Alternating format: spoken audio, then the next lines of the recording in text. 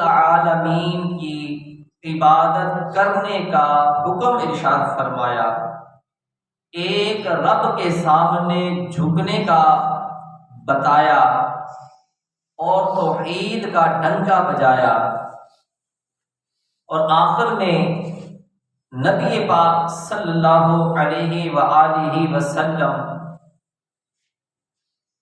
جو محبوب خدا ہے آخری نبی بن کر تشریف لائے کہ آپ کے بعد اب کوئی اور نبی نہیں آ سکتا، لا نبی بعدی، میرے محبوب فرماتے ہیں کہ میں آخری نبی ہوں، میرے بعد اور کوئی نبی نہیں ہے۔ وہ محبوب صلی اللہ علیہ وآلہ وسلم اللہ تعالی نے ہمیں عطا فرمائے۔ اس محبوب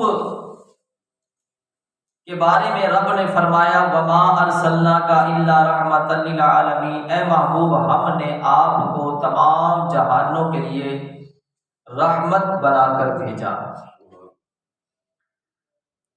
نبی پاک صلی اللہ علیہ وآلہ وسلم آخری نبی بن کر تشریف لائے۔ آپ نے بھی باقی انبیاء کرام کی طرح توحید کا اعلان فرمایا، توحید کا ڈنکا بجایا، ایک رب کے سامنے جھکنے کا بتایا، ایک رب کی عبادت کرنے کا حکم ارشاد فرمایا۔ قرآن پاک میں ہے ثانی اثنین اذ ہما فی الغار اذ یقول لصاحبہ لا تحزن ان اللہ معنا، صرف دو جان سے جب وہ دونوں غار میں تھے، جب اپنے یار سے فرماتے تھے غم نہ کھا، بے شک اللہ ہمارے ساتھ ہے۔ قرآن کریم کی متعدد آیات، پچھلے جمعہ بھی میں نے شان صدیق اکبر رضی اللہ تعالی عنہ پر گفتگو کی تھی، آج شان صدیق اکبر رضی اللہ تعالی عنہ بیان ہوگی، اور غار ثور کا واقعہ آپ سنتے رہتے ہیں، تو وہ واقعہ بھی آپ کے سامنے مختصر وقت میں مختصر کر کے آپ کے سامنے پیش کروں گا، اور اس کا ذکر قرآن پاک میں آیا ہے، اس کا ذکر قرآن پاک میں آیا ہے ثانی اثنین اذ ہما فی الغار اذ یقول لصاحبہ لا تحزن ان اللہ معنا۔ اس آیت میں اللہ تعالی نے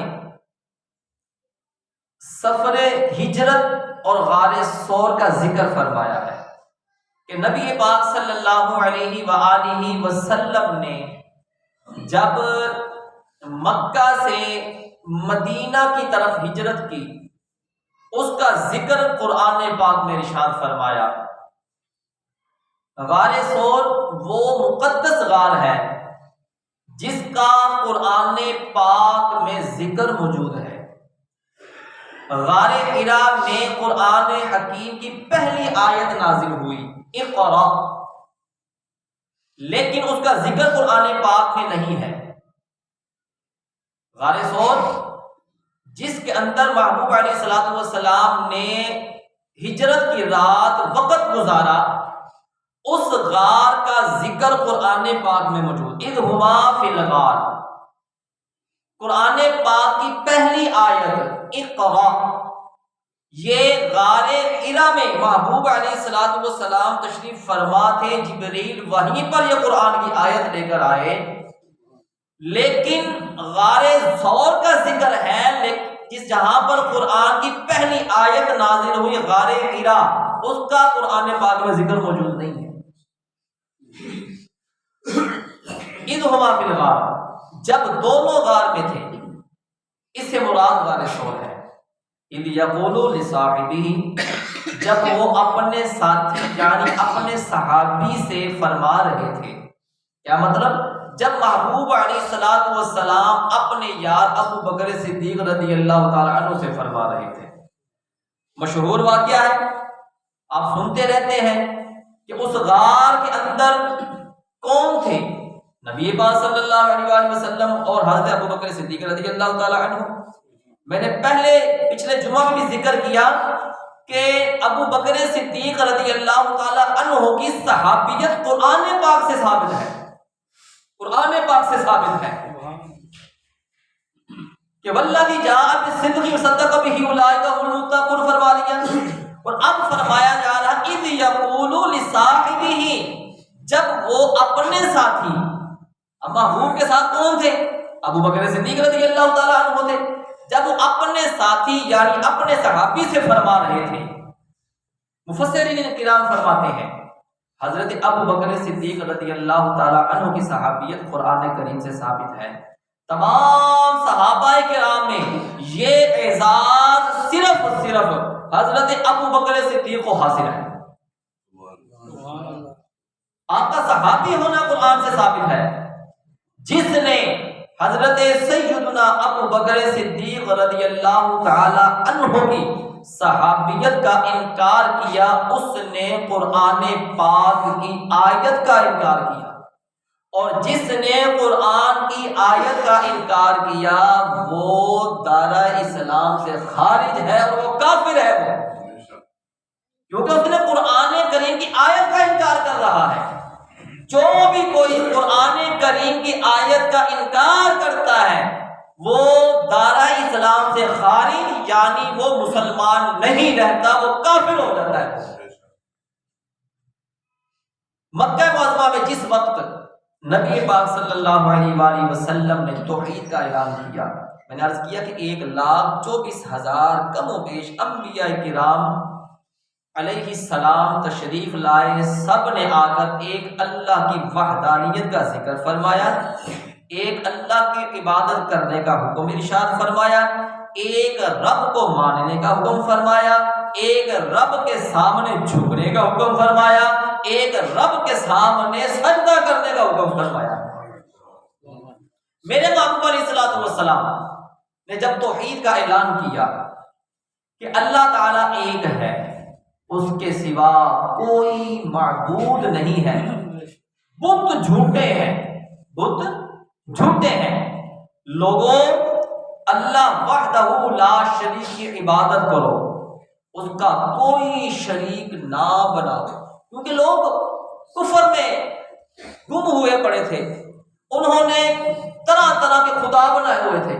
کسی نے آگ کو دیکھا تو آگ کو خدا بنا دیا، کسی نے سورج کو طلوع ہوتے ہوئے دیکھا تو اس کو خدا ماننا شروع کر دیا، کسی نے شام کو چاند کو طلوع ہوتے دیکھا نکلتے دیکھا تو اس کو خدا ماننا شروع کر دیا، کسی نے گائے کو خدا بنانا شروع کر دیا، کسی نے پتھر کی مورتی بنا کر اس کو خدا ماننا شروع کر دیا۔ یعنی ہر کسی نے اپنا اپنا خدا جیب میں ڈال کر لے کر پھر رہے تھے، ہے جی، ہر کوئی جو سا اپنا اپنا خدا بنا کر لے کر پھر رہا تھا، اپنے اپنے گھروں میں انہوں نے بتوں کو نصب کر لیا، یعنی ہر کوئی اپنا اپنا خدا بنا کر پھر رہا۔ اس وقت میرے محبوب علیہ الصلوۃ والسلام نے ارشاد فرمایا، لوگوں اللہ وحدہ لا شریک کی عبادت کرو، اس کا کوئی شریک نہ بناؤ، اس کا کوئی شریک نہ بناؤ، وہ وحدہ لا شریک ہے۔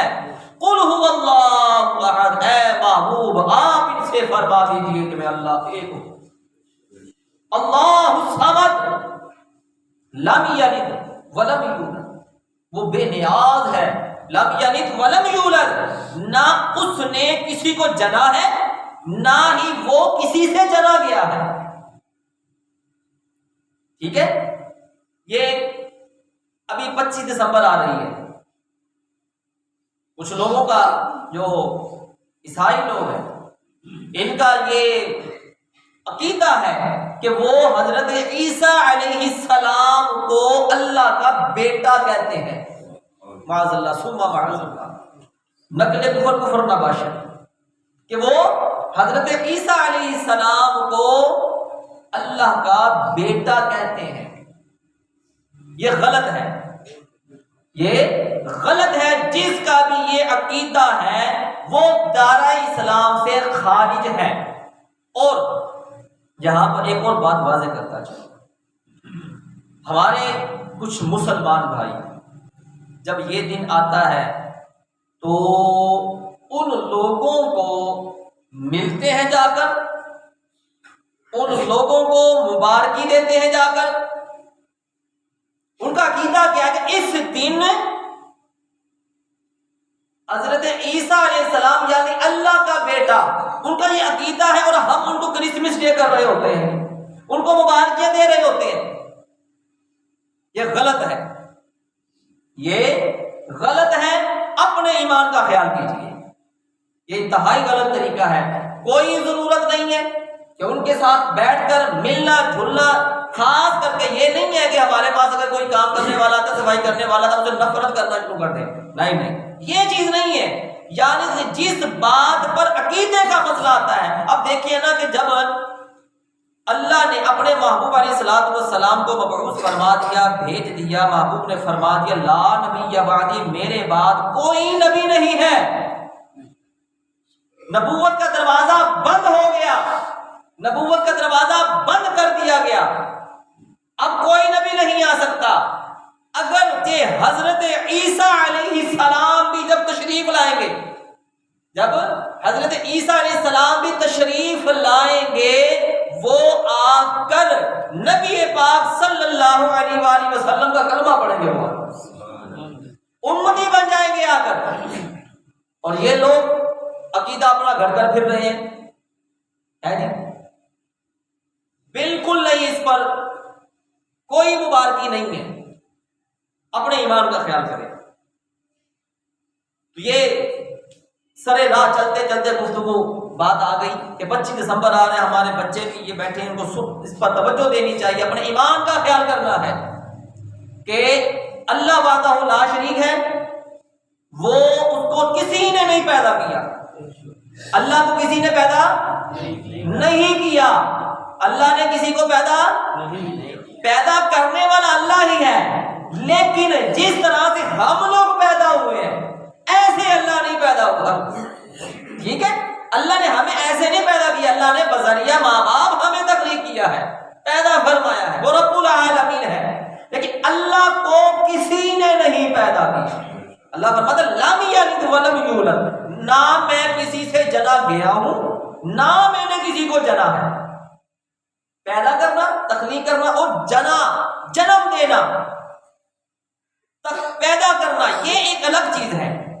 اس لیے یہ عقیدہ اپنا سنبھال کر رکھیں کہ کوئی بھی کہے کہ حضرت عیسیٰ علیہ السلام اللہ کے بیٹے ہیں تو یہ غلط ہے، ان کی بات نہیں سنی۔ نبی پاک صلی اللہ علیہ وآلہ وسلم نے جب حکم فرمایا کہ ایک اللہ کی عبادت کرو تو کفر کی دنیا میں آگ لگ گئی۔ جب یہ بات ہوئی تو کفر کو آگ لگ گئی کہ یہ کیا مسئلہ شروع ہو گیا جی، اب یہ ایک اللہ کی عبادت کرنے کا ہمیں کہہ رہا ہے، 360 بتوں کے پجاری، وہ جو 360 بت انہوں نے کعبے میں نصب کیے ہوئے تھے، ان کو تو آگ لگ گئی، ان کے کفر میں تھرتھلی پڑ گئی۔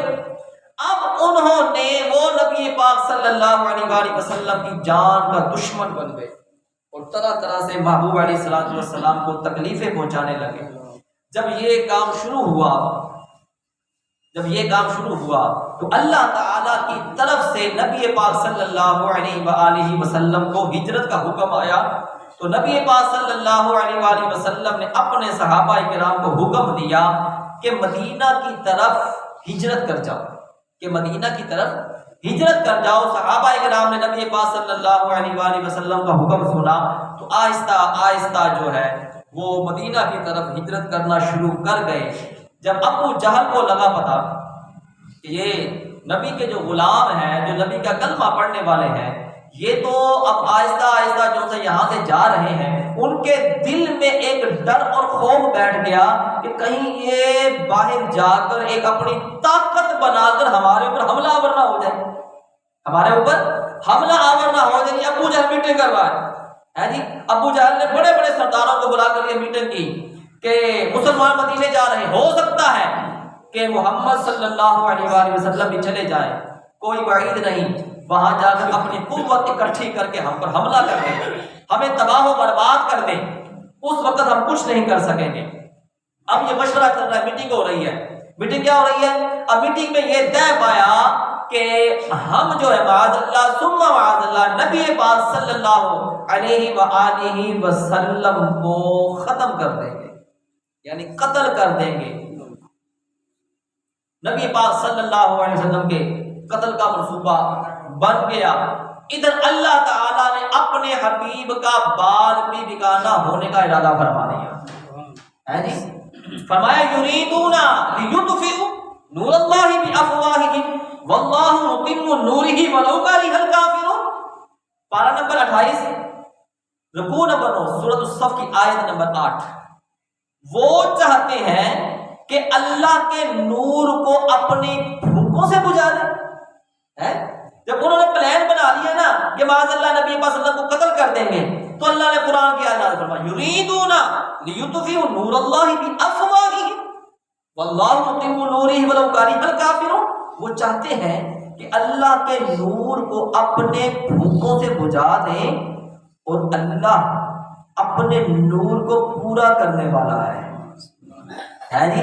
اللہ فرما رہا ہے کہ میں نور کو پورا کرنے والا ہوں، اللہ اپنے نور کو پورا کرنے والا ہے، اگرچہ کافروں کو ناپسند ہی ہو، چاہے کافروں کو پسند ہی نہ ہو، لیکن اللہ اپنے نور کو پورا کرنے والا ہے۔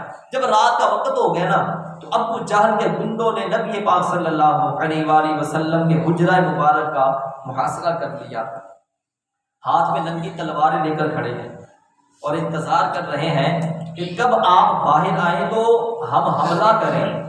نبی پاک صلی اللہ علیہ وآلہ وسلم اندر حضرت علی کو فرما رہے ہیں کہ رضی اللہ تعالی عنہ فرما رہے ہیں علی اپنی تلوار کو سرہانے کے نیچے رکھ کر، اپنی تلوار کو سرہانے کے نیچے رکھ کر میرے بستر پر سو جاؤ، میرے بستر پر سو جاؤ۔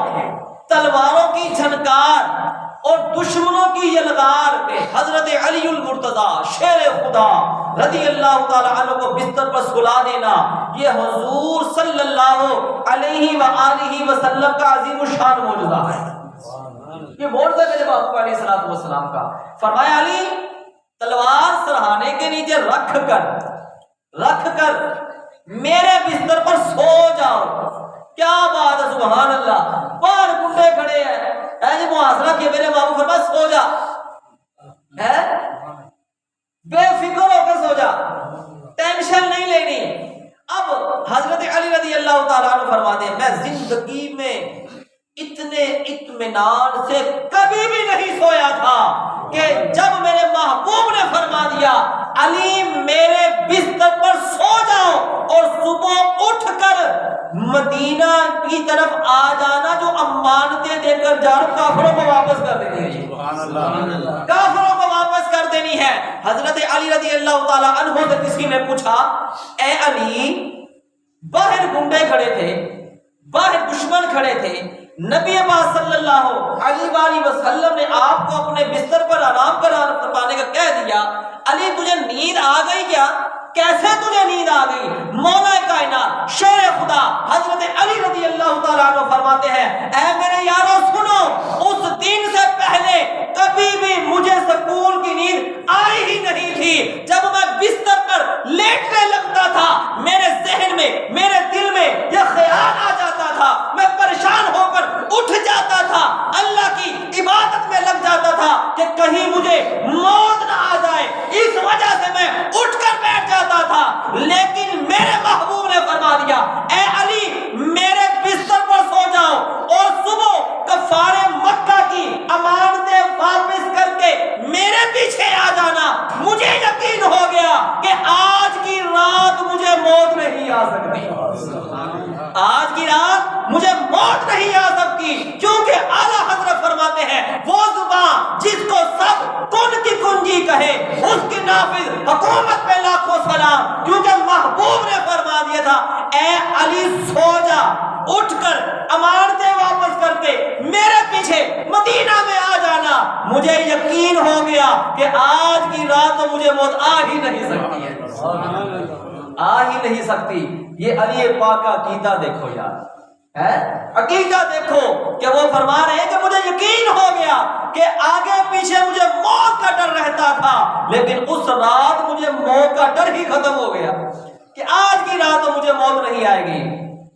اب یہاں پر ایک سوال پیدا ہوتا ہے کہ محبوب علیہ الصلوۃ والسلام کو کافر بھی امین مانتے تھے، اپنی امانتیں سونا چاندی زیورات نبی پاک صلی اللہ علیہ وآلہ وسلم کے پاس رکھوایا کرتے تھے، یہ ہماری امانتیں ہیں۔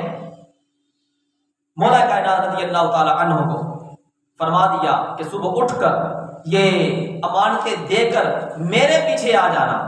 اب نبی پاک صلی اللہ علیہ وآلہ وسلم مکہ میں کوئی بھی محبوب علیہ الصلوۃ والسلام جیسا، آمنہ کے لال جیسا کوئی امین تھا ہی نہیں، صادق و امین کوئی تھا ہی نہیں۔ آج نا ہمارے پاس کوئی امانت رکھ جائے نا تو ہم دیر نہیں لگاتے اس میں 2 نمبری کرنے میں، اللہ ماشاءاللہ، میں سب کی بات نہیں کر رہا، لیکن زیادہ تر کہ بس امانت آئی نہیں، دیکھا اچھا چلو یار اپنی ضرورت پوری کر لے بعد میں دیکھیں۔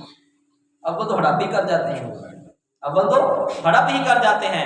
میرے محبوب علیہ الصلوۃ والسلام فرماتے ہیں لا ایمان لمن لا امانت لہ، جو امانت دار نہیں اس کا کوئی ایمان نہیں ہے۔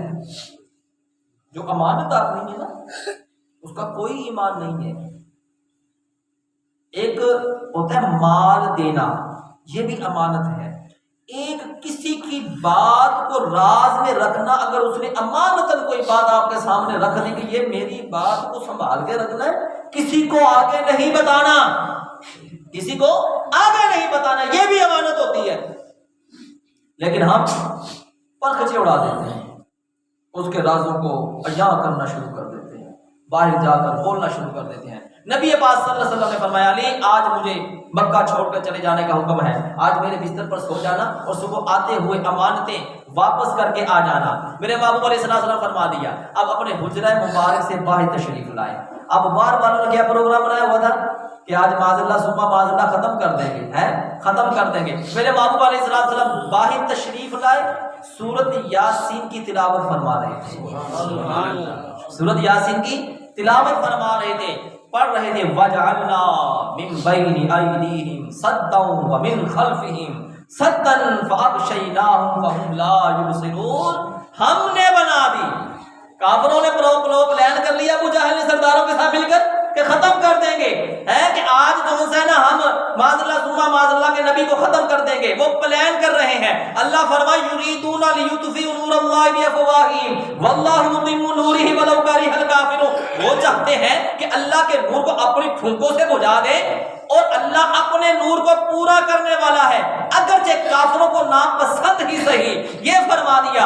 اب محبوب حجرہ مبارک سے تشریف لا رہے ہیں، سورۃ یاسین کی تلاوت فرما رہے ہیں وَجَعَلْنَا مِن بَيْنِ أَيْدِيهِمْ سَدًّا وَمِنْ خَلْفِهِمْ سَدًّا فَأَغْشَيْنَاهُمْ فَهُمْ لَا يُبْصِرُونَ، ہم نے بنا دی ان کے سامنے ایک دیوار، ہم نے بنا دی ان کے سامنے ایک دیوار اور ان کے پیچھے ایک دیوار، سامنے اور پیچھے، کیا مطلب درمیان میں کھڑا کر دیا اللہ نے، جو سے نا آگے دیوار بنا دی پیچھے دیوار بنا دی، اور ان کی آنکھوں پر پردہ ڈال دیا، ان کی آنکھوں پر پردہ ڈال دیا ہے، بس وہ کچھ نہیں دیکھ سکتے۔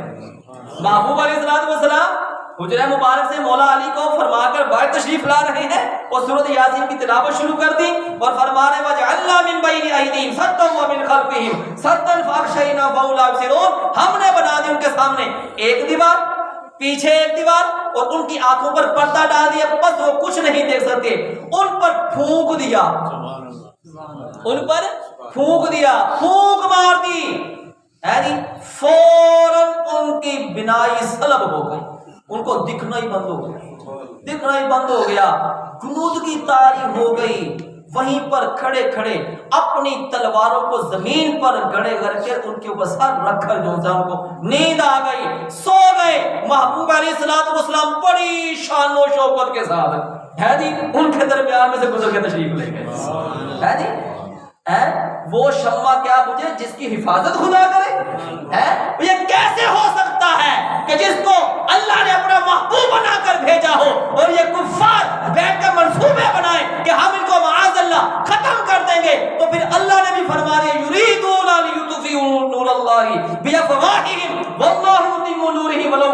الکافرون، یہ کہتی ہیں سوچتے ہیں کہ ہم اللہ کے نور کو اپنی پھونکوں سے بجھا دیں گے۔ تو اللہ نے فرمایا میرے محبوب یاسین پڑھ پھر ایک پھونکا نہ کی بجھائیں گے، تو پھونک مارنی نا نظر آنا بند ہو جائے گا۔ محبوب علیہ الصلوۃ والسلام نے پھونک ماری جی، ان کو نظر آنا بند ہو گیا۔ محبوب علیہ الصلوۃ والسلام تشریف لے جاتے ہیں اور پتہ کہاں پر تشریف لے کر گئے؟ لوگوں نے باتیں کرنا شروع کی ہوئی ہے صحابہ کرام کے اوپر، اور بالخصوص حضرت سیدنا ابو بکر صدیق رضی اللہ تعالیٰ عنہ کے اوپر تانو تشیح کرتے ہیں، بکواسات کرتے ہیں جی۔ ایک خصوصی ایک جگہ فرقہ ہے جو یہ باتیں کرتا ہے معاذ اللہ اس سیدنا صدیق اکبر رضی اللہ تعالیٰ عنہ کے اوپر۔ ارے ساری خدائی محبوب کے در پر جاتی ہے، اور ہجرت کی رات نبی پاک صلی اللہ علیہ وآلہ وسلم ابو بکر کے گھر تشریف لے جا رہے ہیں، اور ان کا ذکر قرآن پاک اذہما فی الغار ہے جی۔ اللہ فرما رہے ہیں دونوں، اب دونوں کون تھے؟ سب جانتے غار میں دونوں کون تھے؟ اللہ کے محبوب تھے اور محبوب کے یار ابو بکر صدیق رضی اللہ تعالیٰ عنہ تھے۔ آقا علیہ الصلوۃ والسلام تشریف لے گئے ابو بکر صدیق رضی اللہ تعالیٰ عنہ کے گھر کے پاس جا کر دستک دی۔ تو جب دستک دیے نا تو ابو بکر صدیق رضی اللہ تعالیٰ عنہ جو سے نا بڑے ہی الرٹ بیٹھے ہوئے تھے جی، جیسے انتظار فرما رہے تھے کہ آج میرے محبوب نے آنا ہے اور ہم نے سفر پر جانا ہے، سفر پر جانا ہے۔ محبوب نے دستک دی، ابو بکر صدیق رضی اللہ تعالیٰ عنہ کا مرحبا مرحبا مرحبا آقا، میں تو انتظار کر رہا تھا کہ آپ تشریف لائیں اور ہم سفر پر چلے۔ اب دونوں یار سفر پر تشریف لے جاتے ہیں، جا رہے ہیں، اور جاتے ہوئے ابو بکر صدیق رضی اللہ تعالیٰ عنہ نے اپنے غلام سے کہا کہ باہر کی جتنی بھی خبریں ہوں یہ ہمیں پہنچانی ہے۔ اپنی بیٹی کو کہا اسماء بنت امیس کو رضی اللہ تعالیٰ عنہ کہ آپ نے جو ہے نا ہمارے پاس کھانا بھی لے کر پہنچنا ہے جی، کھانا بھی لے کر پہنچنا ہے۔ بیٹے کی ڈیوٹی لگا دی، یعنی گویا غلام اور اپنی اولاد جو سی ہے محبوب کی خدمت میں لگا دی ابو بکر صدیق نے۔ یہ ابو بکر صدیق رضی اللہ تعالیٰ عنہ اب آگے جا رہے ہیں، غار کی طرف جا رہے ہیں۔ ابو بکر صدیق رضی اللہ تعالیٰ عنہ کبھی نا محبوب علیہ الصلوۃ والسلام کے آگے ہوتے ہیں، کبھی دائیں ہوتے ہیں، کبھی بائیں ہوتے ہیں، کبھی پیچھے ہوتے ہیں۔ میرے محبوب علیہ الصلوۃ والسلام نے فرمایا ابو بکر یہ کیا کر رہے ہو یار، یہ کیا کر رہے ہو؟ عرض کی آقا کوئی بھی وار آئے نا تو پہلے غلام کو لگے محبوب تک بات پہنچے، پہلے مجھ سے ہو کر آپ تک پہنچے گا کہ محمد سے وفا تو نے تو ہم تیرے ہیں، یہ جہاں چیز ہے کیا لوح قلم تیرے ہے۔ راستہ کٹھن آ گیا ہے جی، غار ثور خوش نصیب لوگوں نے دیکھا ہوا ہے، بڑی بلندی پر ہے، بڑی چڑھائی ہے، بہت کم لوگ وہاں پر اوپر جا کر پہنچتے ہیں، جاتے ہیں تو کوشش کرنے والا پہنچ بھی جاتا لیکن کئی زیادہ تھک جاتے ہیں، واپس آ جاتے ہیں، یعنی نہیں پہنچ سکتے۔ اب وہ رستہ آیا، وہ جگہ آئی، وہ مقام آیا، اب اے ابو بکر تیری قسمت پر قربان، ہماری جانیں قربان۔ جب محبوب علیہ الصلوۃ والسلام اونچائی پر چڑھنے لگتے ہیں، ابو بکر صدیق رضی اللہ تعالی عنہ عرض کرتے ہیں آقا بلندی بڑی ہے، آئیے آپ میرے کندھوں پر سوار ہو جائیے۔ یار یہ شان کسی کو نہیں ملی، یہ مقام کسی کو نہیں ملا، یہ شان یہ مقام یہ مرتبہ اللہ نے اپنے محبوب کے یاروں کو عطا فرمایا ہے، اپنے محبوب کے یاروں کو عطا فرمایا ہے۔ میرے محبوب علیہ الصلوۃ والسلام ابو بکر صدیق کے کندھوں پر سوار ہو جاتے ہیں اور غار میں تشریف لے جانے لگتے ہیں۔ یہاں پر ایک بات میں کرتا چلوں، میں نے کہا نا کہ جو شانیں جس کو بھی عطا فرمائی ہے اللہ نے عطا فرمائی ہے، کسی کو محبوب کے کو کندھوں پر سوار کروا کے شان عطا فرما دی اور کسی کو محبوب کے کندھوں کے اوپر چڑھا کے شان عطا فرما دی ہے۔ یہ شان رب نے عطا فرمائی ہے۔ جب فتح مکہ ہو گیا نا، جب فتح مکہ ہوا تو محبوب علیہ الصلوۃ والسلام کعبہ میں گئے، بتوں کو توڑ رہے ہیں، چھڑی سے توڑ رہے ہیں۔ یہاں پر یہ بات کرتا چلو، ہم لوگ نا عموماً کہتے ہیں کہ مزاروں پر نہیں جانا چاہیے جی، درباروں پر نہیں جانا چاہیے، یہ شرک ہوتا ہے، وہاں پر یہ ہوتا ہے۔ یار تسی منع کیوں کر دے جی؟ جہاں پر شرک ہو رہا ہو وہاں پر جا کر ان کو سمجھانا چاہیے۔ وہ جڑا کرتا ان کے کنوں پھڑو نہیں بھائی، ہاں اللہ کے نیک بندے ہیں لیکن ان کے سامنے سجدہ نہیں کرنا، یہ منع کرنا چاہیے۔ اگر محبوب علیہ الصلوۃ والسلام یہ سوچ لیتے، کعبے میں تو 360 بت نصب تھے ہے تو میں تو نہیں جاتا وہاں پر شرک کا گڑھ ہے جی، وہاں پر تو بت نصب ہے جی، لوگ وہاں پر بتوں کی عبادت کرتے نہیں، میرے محبوب وہاں پر تشریف لے گئے اور جا کر چھڑی سے اب بتوں کو توڑ رہے ہیں۔ میں نے کہا نا کہ کسی کو اللہ نے محبوب نے کو کندھوں پر سوار کروا کے شان عطا فرما دی اور کسی کو محبوب کے کندھوں پر چڑھوا کر شان عطا فرما دی۔ یہ اپنے اپنے نصیب کی بات ہے جی۔ محبوب علیہ الصلوۃ والسلام چھڑی سے بتوں کو توڑ رہے ہیں، توڑتے توڑتے کچھ بت جو ہے بلندی پر تھے، چھڑی نہیں پہنچ رہی تھی۔ مولا علی رضی اللہ تعالی عنہ نے عرض کی آقا آپ میرے کندھوں پر سوار ہو جائیں۔ مولا کائنات نے عرض کی تھی آقا آپ میرے کندھوں پر سوار ہو جائیں۔ ابو بکر نے بھی کیا سیکھا کہ آقا میرے کندھوں پر سوار ہو جائیں۔ آقا کندھوں پر سوار ہو گئے۔ ادھر کعبہ میں فتح مکہ کے بعد علی پاک کیا عرض کرے آقا آپ میرے کندھوں پر سوار ہو جائیں، تو میرے محبوب نے فرمایا اے علی تم بار نبوت کو نہیں اٹھا سکتے۔ اس کا مطلب یہ نہیں کہ علی کی شان کم ہو، یہ اپنی اپنی سوچ کی بات ہے۔ میں نے کہا کہ شان رب نے عطا فرمائی ہے، آگے دیکھو نا یار، ہے کسی کو سرکار نے کندھوں پر چڑھ کر شانے دے دی اور کسی کو چڑھا کر شانے عطا فرما دی۔ اب میرے محبوب نے فرمایا علی ایسا کر تو میرے کندھوں پر سوار ہو جا۔ دیواریں ہلتی رہتی ہیں، ادھر کانپ جاتا ہے، ارے علی کا نام سن کر اب بھی خیبر کانپ جاتا ہے۔ وہ علی رضی اللہ تعالیٰ عنہ، محبوب نے فرمایا علی تو میرے کندھوں پر سوار ہو جا۔ حضرت علی رضی اللہ تعالیٰ عنہ کندھوں پر سوار ہو جاتے ہیں، بتوں کو توڑ دیتے ہیں، بتوں کو توڑ دیتے ہیں۔ نیچے جب تشریف لے آتے ہیں نا، چھلانگ لگاتے ہیں، نیچے آ جاتے ہیں، مسکرا رہے ہوتے ہیں، ہے جی مسکرا رہے ہوتے۔ میرے محبوب سب کچھ جانتے، فرماتے ہیں علی مسکرا کیوں رہے ہو، علی مسکرا کیوں رہے ہو؟ عرض کی آقا میں اتنی بلندی سے نیچے آیا، مجھے کوئی چوٹ ہی نہیں لگی، مجھے کوئی چوٹ ہی نہیں لگی۔ میرے محبوب نے فرمایا اے علی تو اللہ کے نبی کے کندھوں پر سوار تھا اور تجھے اتارنے والا جبریل تھا، تجھے جبریل تھا، تجھے چوٹ کیسے لگ سکتی تھی؟ پتا چلا کہ شان رب نے عطا فرمائی ہے، ابو بکر کو بھی شان رب نے عطا فرمائی ہے، علی پاک کو بھی شان رب نے عطا فرمائی ہے، عمر فاروق کو شان رب نے عطا فرمائی ہے، عثمان غنی ذوالنورین کو رضی اللہ تعالیٰ عنہ کو شان رب نے عطا فرمائی ہے۔ کہ تو تے میں کون ہوں لگے شانہ کٹانے شروع کر دے، ہے جی ان کی شان یہ ہے، ان کی شان یہ۔ ہمارا کام بنتا ہے کہ ہم نے صرف اور صرف ان کی شانیں بیان کرنی ہے، نقطہ چینی کرنا ساڈا کام نہیں ہے، شانیں بیان کرنی ہے۔ اب یہاں پر ایک مسئلہ کھڑا ہو گیا، محبوب علیہ الصلوۃ والسلام نے چھڑی کے ساتھ بتوں کو کیوں توڑا؟ سوال پیدا ہوتا ہے جی، ہاتھوں سے بھی توڑا جا سکتا تھا۔ ایک مرتبہ نبی پاک صلی اللہ علیہ وسلم تشریف لائے تو بی بی فاطمہ الزہرا رضی اللہ تعالی عنہا تندور میں روٹیاں لگا رہی تھی۔ میرے محبوب نے فرمایا اے بیٹی فاطمہ ایک روٹی میں بھی تندور میں لگاؤں؟ جی ابا جی آپ لگا لیجیے۔ محبوب علیہ الصلوۃ والسلام نے تندور میں روٹی لگا دی۔ جو بی بی فاطمہ نے روٹیاں لگائی تھی وہ پک گئی، لیکن جو روٹی آقا نے لگائی تھی نا وہ روٹی پکی نہیں۔ بی بی فاطمہ رضی اللہ تعالی عنہ کی ابا جان جو روٹیاں میں نے لگائی وہ پک گئی، جو آپ نے لگائی وہ نہیں پکی، وہ نہیں پکی۔ محبوب نے فرمایا اے فاطمہ یہ تو دنیا کی آگ ہے، جس کو میرا ہاتھ لگ جائے اس کو تو دوزخ کی آگ بھی نہیں چھو سکتی۔ اب یہ بتاؤ بتوں کو اس لیے چھڑی سے توڑا تھا، اس لیے توڑا تھا کیونکہ یہ بت یہ پتھر جو ہیں یہ ایندھن ہے آج کا دوزخ کا ایندھن ہے، یہ ایندھن ہے دوزخ کا۔ اس لیے ہم نے صحابہ کرام کی شانیں بیان کرنی ہے۔ واقعہ بڑا طویل ہے، وقت بڑا مختصر ہوتا ہے، کچھ ہم بھی اسی حساب سے آتے ہیں کہ جو ہے نا کبھی لیٹ ہو جاتے ہیں، تو اس لیے جو ہے نا وقت پر ختم کرنا بھی ضروری ہوتا ہے۔ تو انشاءاللہ اس سے آگے جو ہے شان صدیق اکبر رضی اللہ تعالیٰ عنہ اور غار ثور کا جو واقعہ ہے اگلے جمعہ کو بیان ہوگا۔ اللہ کی بارگاہ سے دعا کرتے ہیں کائنات ہم سب کو عمل کی توفیق عطا فرمائے۔